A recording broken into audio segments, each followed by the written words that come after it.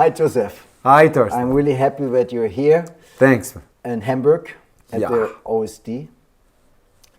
Perhaps let's start with what motivated you to study osteopathy, because you told me you were a musician before, a professional one, Yeah. in jazz music. So what motivated you to change your profession, basically? Okay, well, that's a good question. The reason why I changed my profession was because I hurt myself, in music. And there was Nadia Todorov, which is an osteopath, that helped me to recover, and I found that it was magic, and I was so impressed with that. But that's the reason why I went into osteopathy. The reason why I continue to be an osteopath today is not the same reason. It's because I'm always amazed at the results that we have in clinic, and those abrupt changes that sometimes happen in the clinic with chronic patients that have had issues for years are so stimulating and motivating to me, and I'm still amazed of the result that we get in the clinic with certain patients. Doesn't happen every day, but it's something that really feeds me to learn more and to evolve, and I think teaching is part of the learning process, and so that's why I'm at that level now of teaching osteopathy. Yeah. Cool. And your specialty is cervicogenetic headaches, or cervicogenic syndromes. Yeah, with headaches and yes. dizziness and all that. Yeah. How it came where you entered this specific field? Yeah.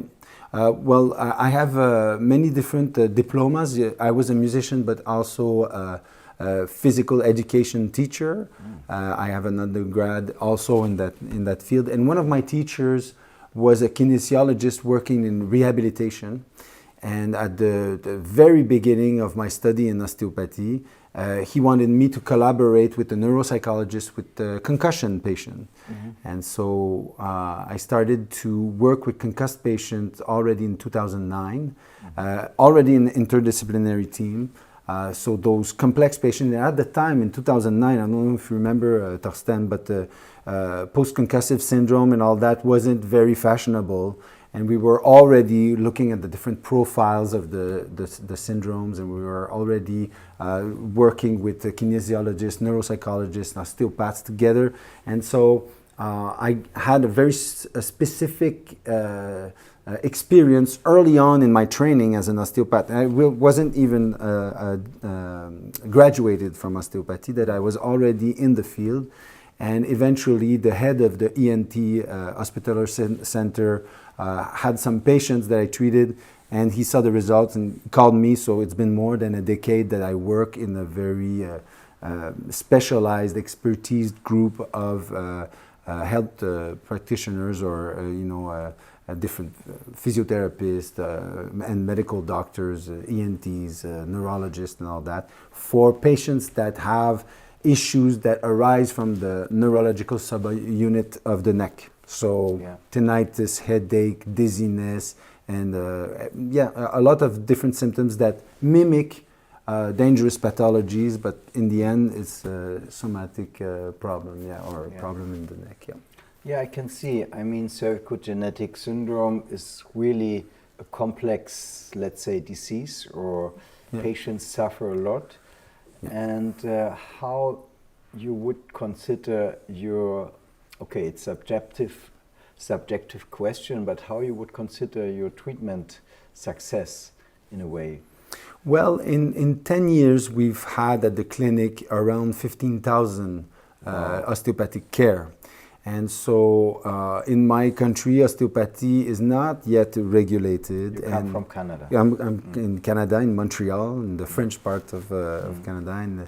And so the head of the ENT department of the University of Montreal and the head of the service of the ENT service in the Hospitaler Center, Issam Saliba, the only reason why he would collaborate with us is because of efficiency.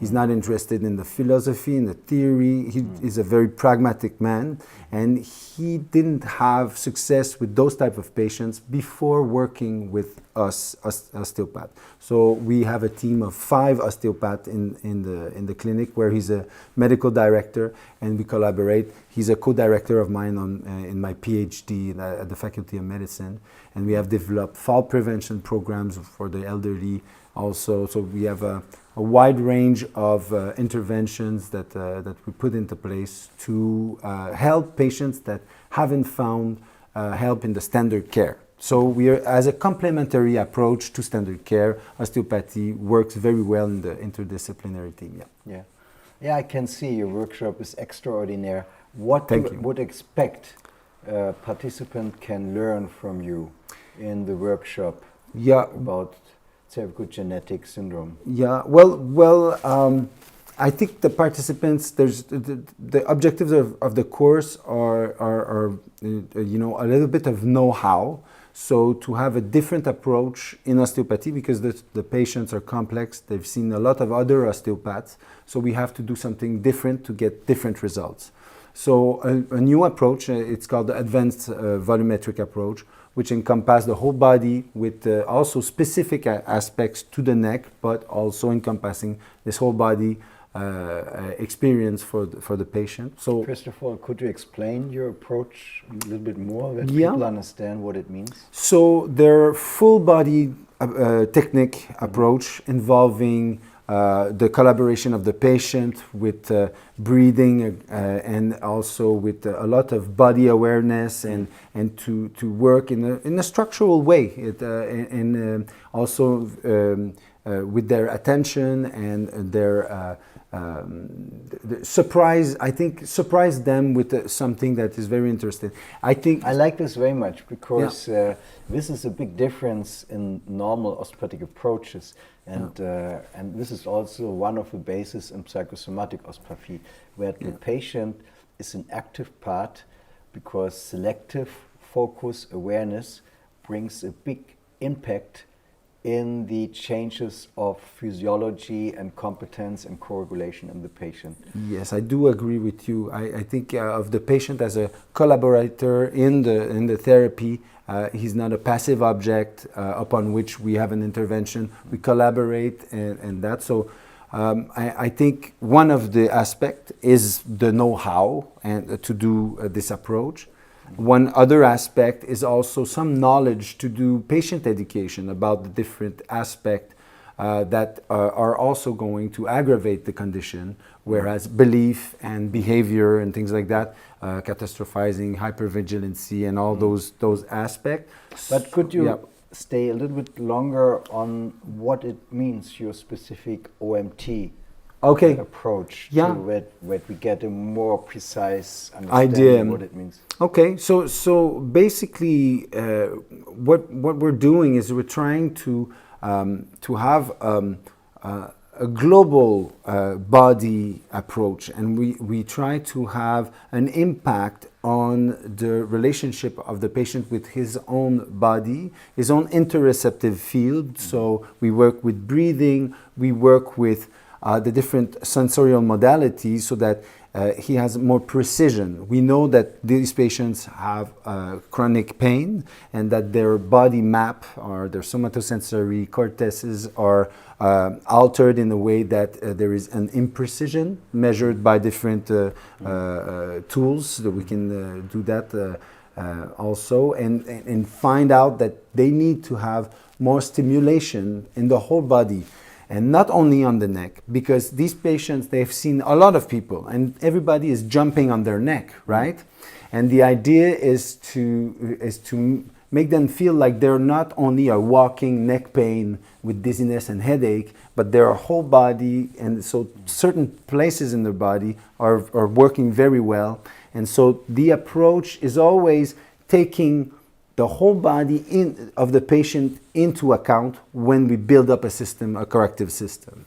And when you treat, where you're focusing on is there are certain steps which increase the competence of practitioners, of osteopaths? Of course, that way. And what specific?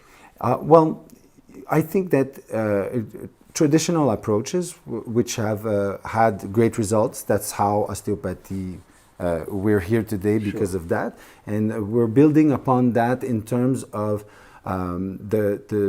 maybe the lifestyle that patients have today, the way they live. But I mean your specific OMT approach. Yeah. Can you explain a little bit more in detail how you approach, how you examine, how you build on your typical practical interventions in terms of OMT? In very simple terms, we're looking at the body in terms of its capacity to be compressed and to be decompressed, right? So as a first step, these oftentimes monoblock patients, these rather tense and rigid patients that have a lot of problem dissociating the different volumes of the body, we simply with touch and at a different intensity of testing, we're going to test the capacity of it to retract and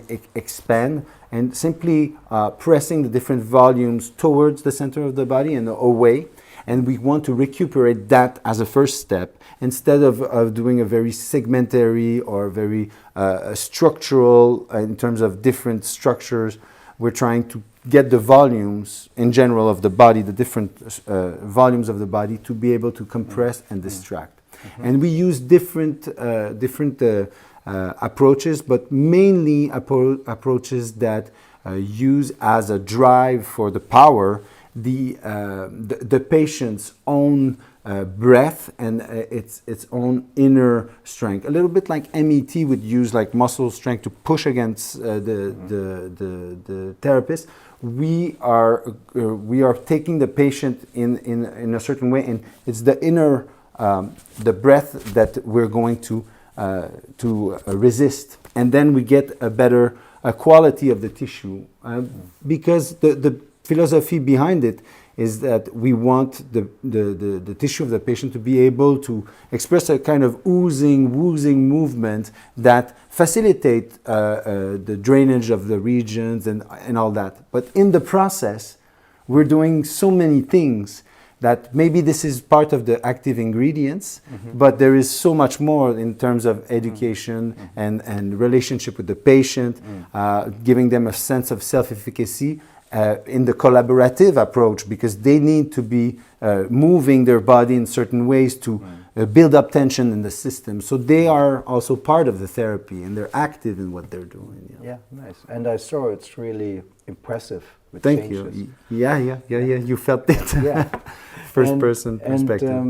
And our question is, so you're really engaged in different fields, also in your PhD, you told me. So what made you put so much energy also in doing a PhD beside all your clinical work and your teachings?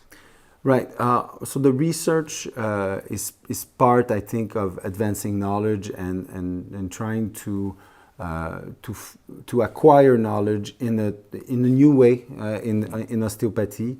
Our clinical expertise is a source of information for our clinical decisions, and research is very interesting in that. And so in my PhD, I'm interested in quantitative measurements. We're doing force plate and technological quantitative assessments, and we're also working on proprioceptive outcomes with different exercises, with the laser pointer and things like that, relocalization of the neck, amplitude of movements and things like that. But also questionnaires that we assess in a quantitative way.